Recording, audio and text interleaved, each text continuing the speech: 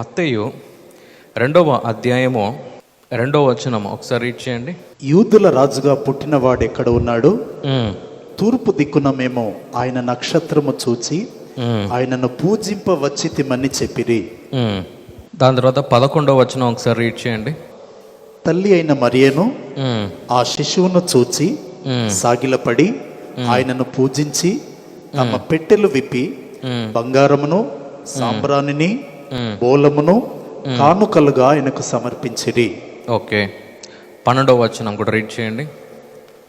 తర్వాత హేరోదు నొద్దకు వెళ్ళవద్దని స్వప్నమందు దేవుని చేత బోధింపబడిన వారై వారు మరి ఒక మార్గమున తమ దేశమునకు తిరిగి వెళ్ళిరి. ఆగండి, ఇక్కడ ఏమవుతుందంటే జ్ఞానులు వారు ఏమని అనుకుంటున్నారంటే మన ప్రభు అయిన యేసుక్రీస్తుని దర్శించడానికి మనం వెళ్ళాలి, లేకుంటే చూడటానికి వెళ్ళాలని చెప్పేసి వారందరూ కూడా ఆశపడ్డారు. మరి వెళ్ళారు.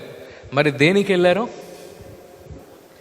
రాజుని పూజించడానికి వారు వెళ్ళారంట, అంటే వర్షిప్ చేయటానికి వారు వెళ్ళారంట. మరి అక్కడ వెళ్ళి అక్కడున్న రాజు దగ్గర అడుగుతున్నారు, మరి ఇక్కడ జన్మించిన రాజు ఎక్కడ అని చెప్పేసి అక్కడున్న ఇంకో రాజు దగ్గర వారు అడుగుతున్నారు.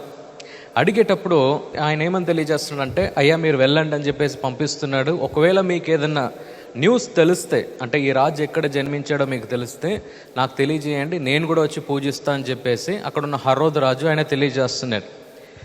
కానీ దాని తర్వాత మనం ఏం చూస్తున్నామంటే ఈ జ్ఞానులందరూ కూడా వారు ఏం చేస్తున్నారంటే ప్రయాణం వారు చేస్తున్నారు. ప్రయాణం చేస్తూ వారు ఎక్కడొచ్చారు? యేసు ప్రభు దగ్గర వారు వచ్చారు. వచ్చి వారు ఏం చేశారు తెలుసా? ఏం చేశారంటే ఆరాధించారు. ఏం చేశారండి? ఆరాధించారు. మరి ఆరాధించిన తర్వాత ఏమైందనేది చాలా ముఖ్యం. చాలామంది వారు వచ్చి ఆరాధించారని చెప్పేసి అదొక్కటే చూస్తారు. కానీ 12వ వచనం అందులో ఇంకోసారి రీడ్ చేయండి. తర్వాత హేరోదు నొద్దకు వెళ్ళవద్దని స్వప్నమందు దేవుని చేత బోధింపబడిన వారై వారు మరి ఒక మార్గమున తమ దేశమునకు తిరిగి వారు వెళ్ళిపోయారు. ఎక్కడ వెళ్ళిపోయారు? తిరిగి వారి యొక్క దేశానికి వారు తిరిగి వెళ్ళిపోయారు. ఎందుకు వెళ్ళిపోయారు తిరిగి? అక్కడ రాజు అయితే ఏమన్నాడంటే, మీరు ఎప్పుడు ఈ రాజుని మీకు దొరుకుతాడో మీరేం చేయండి, నాకు తెలియజేయండి అని చెప్పేసి అక్కడున్న హరోదు రాజు తెలియజేశాడు.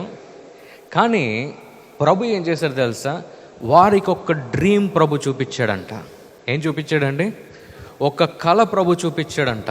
కళ చూపించి ప్రభు ఏమన్నాడంటే, తిరిగి ఆ రాజు దగ్గర వెళ్ళకు, నువ్వు వెళ్తే నిన్ను కూడా చంపేస్తారు, నువ్వు ఏం చేయి, తిరిగి నీ పట్టణానికే నువ్వు వెళ్ళు అని అన్నాడు.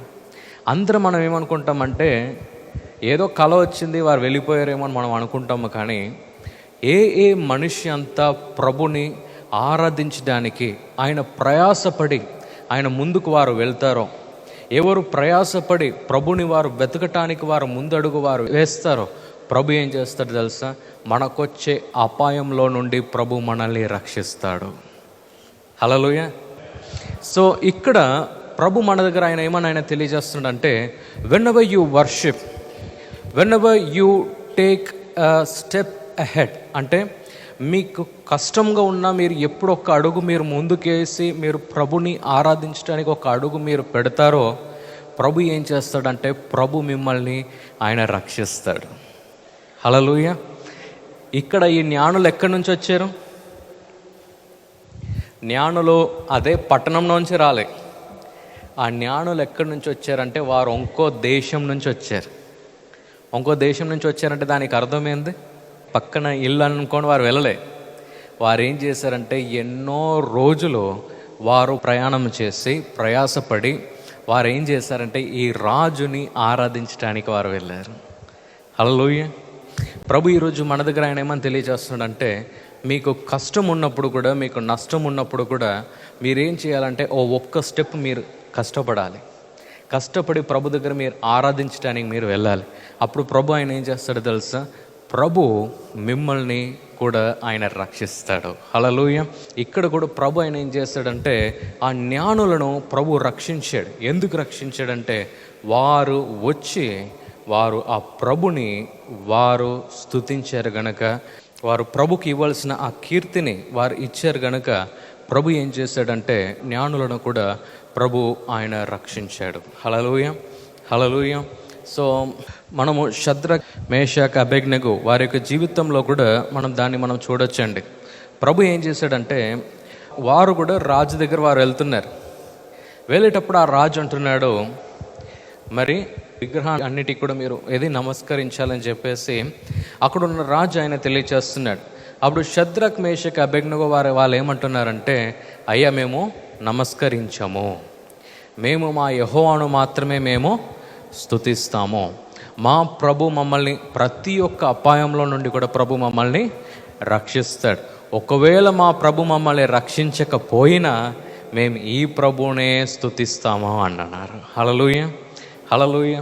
మనం కూడా మనకు ఎన్ని కష్టాలు వచ్చినా, ఎన్ని నష్టాలు వచ్చినా, మనకొచ్చిన అపాయాన్ని చూసి మనం దాన్ని స్తుతించకూడదు, కానీ మన ప్రభుని మాత్రమే మనము స్తుతించాలి. హల్లెలూయా, హల్లెలూయా.